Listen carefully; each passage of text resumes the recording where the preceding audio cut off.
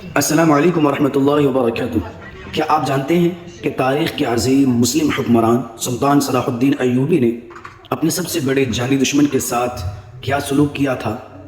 ایک ایسا واقعہ جو آج بھی غیر مسلموں کو حیران کر دیتا ہے۔ چلیے جانتے ہیں آج کی اس چھوٹی سی ویڈیو میں۔ جنگ کے دوران سلطان صلاح الدین ایوبی کا سخت ترین دشمن عیسائی بادشاہ شدید بیمار ہو گیا۔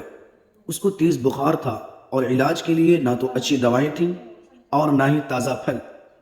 جب سلطان صلاح الدین ایوبی کو اپنے دشمن کی اس بیماری کا علم ہوا تو انہوں نے نفرت یا بدلے کا نہیں سوچا، بلکہ انہوں نے رات کے اندھیرے میں اپنے خاص شاہی طبیب کو دواؤں، برف اور تازہ پھلوں کے ساتھ دشمن کے خیمے میں بھیج دیا۔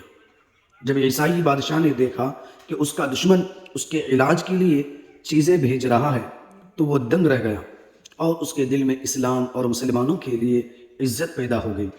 یہ تھا ہمارے اسلاف کا اخلاق، جنہوں نے جنگیں صرف تلواروں سے نہیں بلکہ اپنے اعلیٰ کردار سے جیتی ہیں۔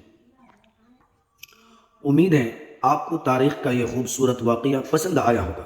اگر ویڈیو اچھی لگی تو اسے لائک کریں اور ایسی ہی مزید تاریخی اور معلوماتی ویڈیوز کے لیے ہمارے چینل یزدانی اسلامک سینٹر کو سبسکرائب ضرور کریں۔ اپنا بہت خیال رکھیے گا۔ اللہ حافظ۔